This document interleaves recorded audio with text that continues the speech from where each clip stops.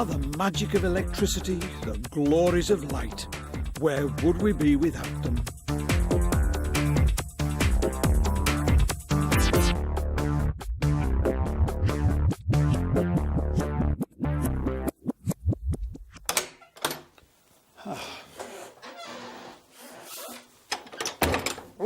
It's terribly dark in here. I must find some way of making light.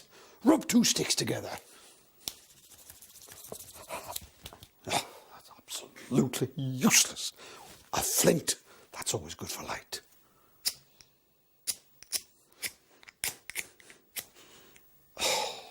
Matches. Matches, now they're always reliable.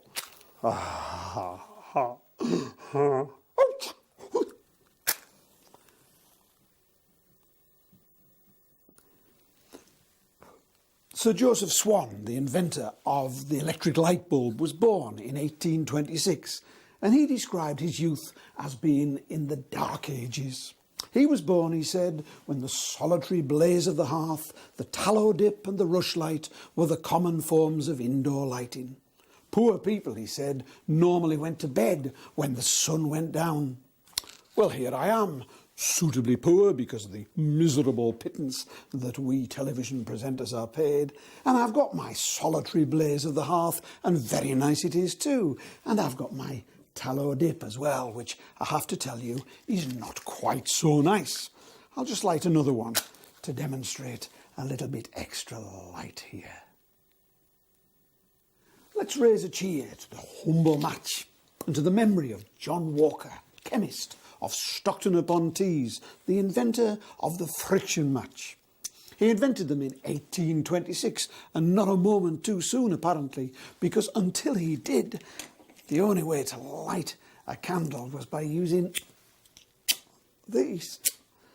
And apparently there was hardly anybody in the country who was capable of striking a light in less than 3 minutes. So what a godsend the matches must have been. Do you know that by the middle of the 19th century we were using 300 million of them a day? So, to the match.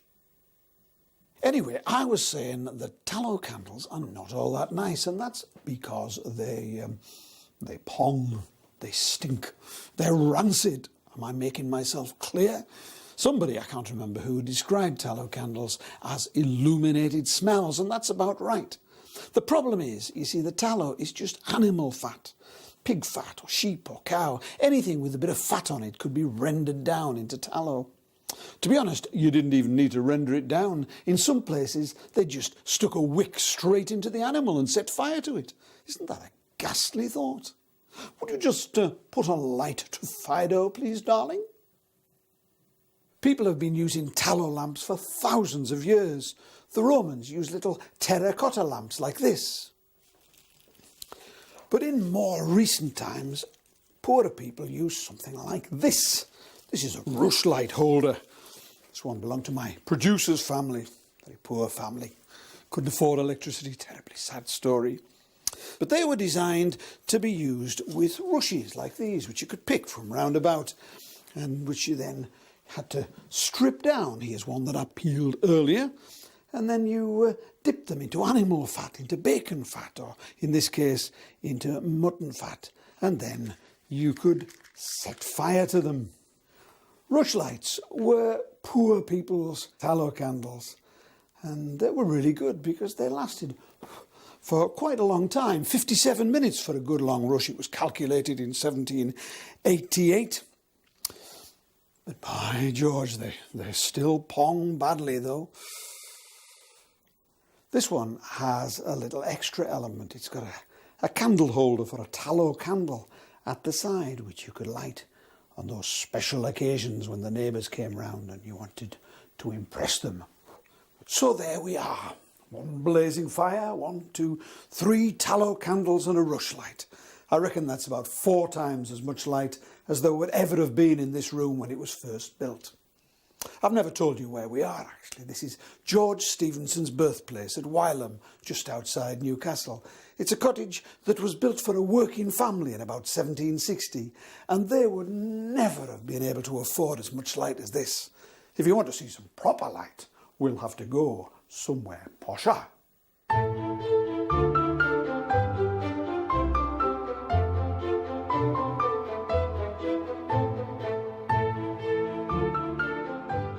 This is posh. This is the Treasurer's house in York, just beside the Minster. If it wasn't dark outside, you'd see what a gorgeous view it has. But it is dark, so you'll have to make do with the inside and its assorted candles. Not tallow dips. Oh no. Posh people wanted white and pong-free candles. Actually, that's not strictly true. It's probable that the servants would have had tallow dips in their bedrooms, but the gentlefolk wanted something which was a little more refined, literally. They wanted something with the impurities refined out. They wanted something that would burn pure and pong-free. And in the early days, that meant candles made of beeswax, which do smell. Oh, they smell nice. Jonathan Swift, who was the author of Gulliver's Travels, said that beeswax candles gave humanity two of the noblest things: sweetness and light. And he was right. After about 1750, whale oil was another source of candle power. And the oil came from the sperm whales, so the candles were known as spermaceti candles, or maybe spermaceti. I've never been sure how to pronounce it.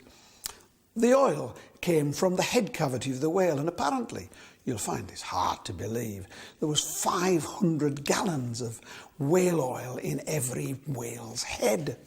Candle power is measured by spermaceti candles. One candle power is equivalent to the light given by one pure spermaceti candle of 2 ounces, burning at 120 grams per hour. 10 candle power is equal to 20 watts, so there still wasn't a great deal of light available. And they were expensive, these candles. That meant that you had to get as much from your candle as possible, so you surrounded it by glass to reflect the light, to double it.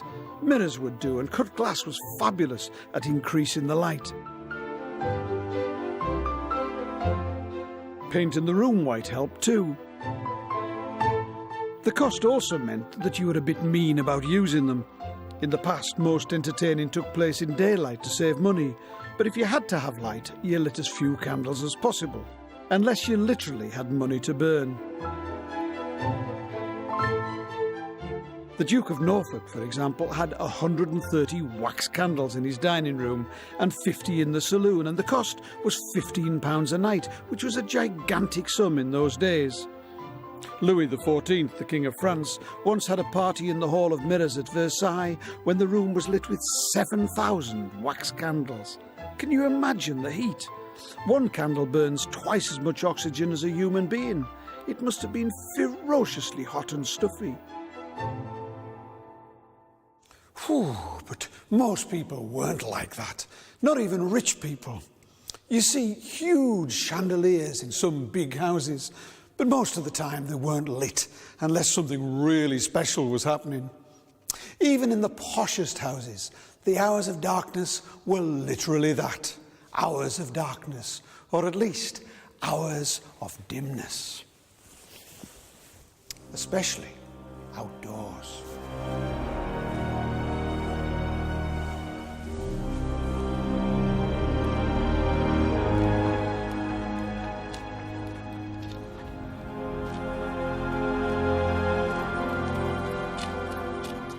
After nightfall, towns were entirely dark and, to be honest, pretty frightening. There was the danger of tripping over things.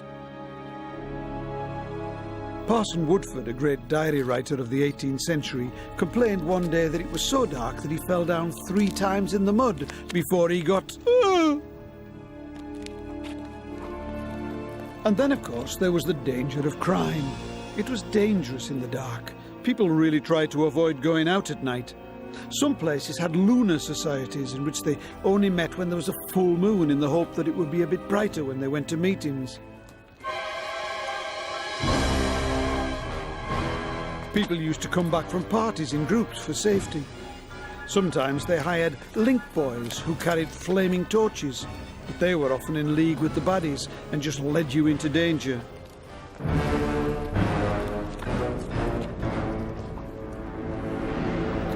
Oh yes, they were frightening times, the Dark Ages.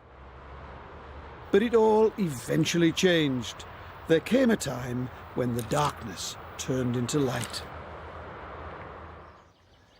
Oh, I've got a terrible admission to make. You're going to be shocked.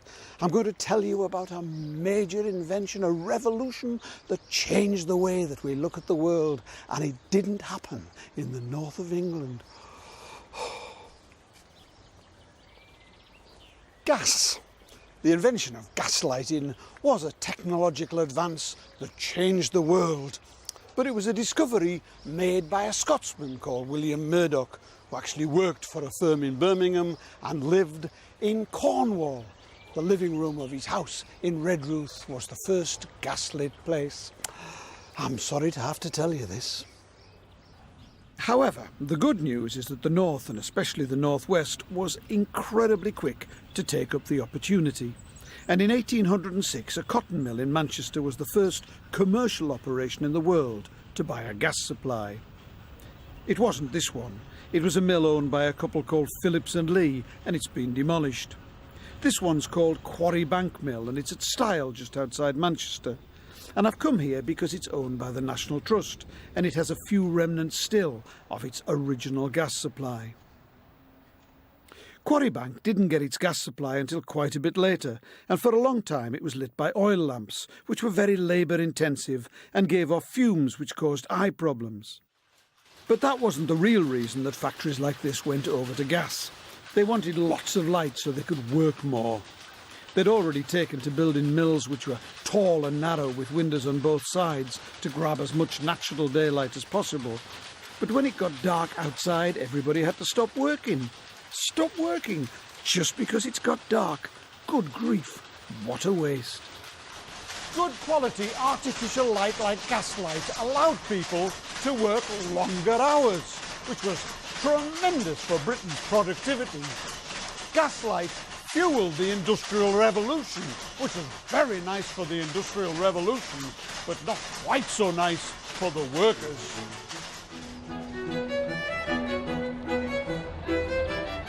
So Lancashire had the first gaslit mill. It also had the first town outside London to have gaslit streets. The Preston Gaslight Company started work in 1816, and Preston led the way in street lighting, and from that moment onwards there was a tremendous explosion of gas, but that would be rather an incendiary thing to say. But gaslighting just took over the country.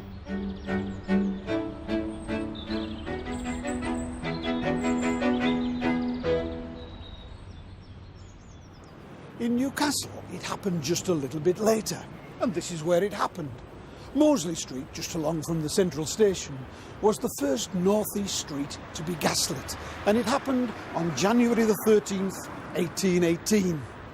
Now, I can't claim to speak for all of them, but I think that any street would be pretty chuffed to have just one claim to fame. But this street has got a second claim to fame, which is twice as big as the first, because Moseley Street was not only the first street in the northeast to be gaslit, but it was the first street in the whole world to be lit by electricity. Now that is a claim to fame, is it not? And it came about because Joseph Wilson Swan had his offices here, and when he'd got round to inventing the electric light bulb in 1880, he lit up the street outside his workplace. Joseph Swan, Sir Joseph as he became later, was a remarkable man in a number of ways. He had a remarkable beard, for example, one of those beards which make even strong men quake. And it's remarkable that he achieved astonishing feats of inventive brilliance despite leaving school at just 13. This is where he did it. This was his home and laboratory. It's in Gateshead in Low Fell, and it's called Underhill. Possibly, though I may be wrong, because it's underneath the hill, underneath Gateshead Fell. It's not the loveliest house in the world, though there's a certain charm about the polychrome brickwork around the windows, but somehow it doesn't matter that it's not beautiful. It's always magic standing in a place that's been touched by greatness, and this house was undoubtedly touched by greatness. The first house in the world to be lit by electric light. Since then, light bulbs have developed in all sorts of ways. They've got more efficient and brighter, of course, but it was Swan who overcame the enormous practical and scientific problems and made the light bulb possible. This is what he invented. At least this is a faithful replica of his original light, owned by the Discovery Museum in Newcastle. Physics and chemistry have never been my strong point, so you're not going to get a brainy explanation of the science involved, but the main problems were making sure that there was a good enough vacuum inside the glass jar and that the filament was fine enough so that it heated up quickly, but strong enough so that it didn't burn out too fast. Swan achieved his breakthrough in 1879, and the following year, 1880, was one of absolutely momentous progress. On the 20th of October, he demonstrated his lamp at Newcastle's Literary and Philosophical Society, which became the world's first public room to be lit by electric light. And then in December of the same year, he sold the idea of electric lighting to his fellow Tyneside inventor Lord Armstrong to light his great country house at Cragside in the Northumbrian hills. The entirely amazing thing about Cragside is that, unlike most of us, it's got everything. Landscape and contents, all spiffing as possible, but it's also got the most interesting technological history of any house anywhere. Cue the invention of the electrical generator and hydroelectric power.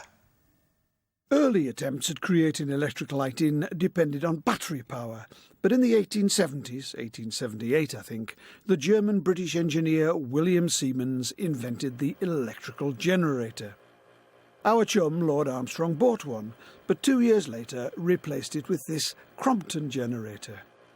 It was driven by water from one of his many lakes and used to power electrical arc lights in the house, making Cragside the first building in the world to be lit by hydroelectric power.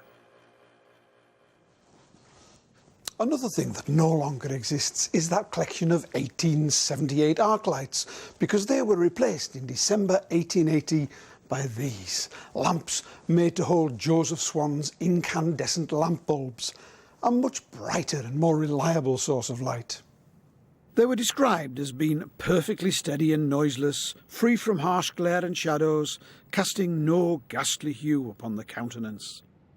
There were about 40 of these lights in the house overall, each producing 60 candle power or 120 watts. By today's standards, not a lot of light for a house of this size.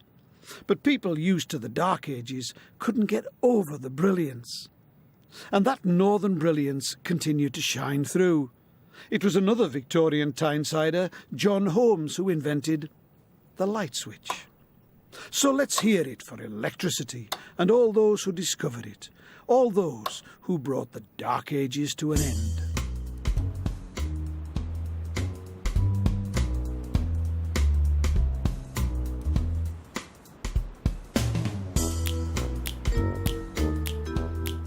I love walking at night, especially when you get public-spirited people like these who leave their curtains open and light their rooms with such delicate beauty. But I'm not thick enough to claim that electric light has been a total blessing. I know that it's led to pollution and overuse of fossil fuels. I know that light pollution is a bad thing, and I'm delighted when, like here, councils put up anti-light pollution street lamps, focusing all of the light downwards rather than letting it leak up towards the night sky. One thing I hate, I am a small-minded little man, but one thing that I really, really hate about light, security lights that come on when you're walking innocently along the middle of the pavement as if every nighttime stroller was some sort of brigand.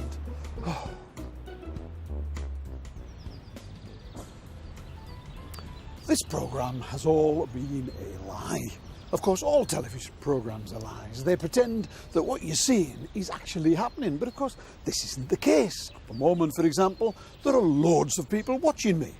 Obviously, there's a cameraman, and of course, there's a sound man, a producer, and in this programme, especially, we've needed a lighting man.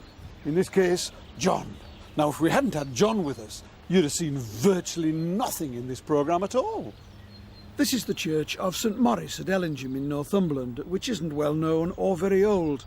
It was designed by the vicar in 1862, but it's an interesting church from the point of view of light. The story starts here, outside. You can see that in the churchyard there are still the old original gas lamps.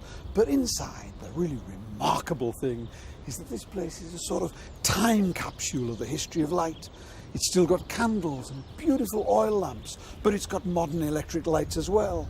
It's 150 years of the history of light. It is really gorgeous. Trust me, it is gorgeous, but until John weaves his magic with light, it looks not special at all on camera, even dowdy. This part takes ages, so I usually leave them to it and retire to my trailer. Okay, let there be light.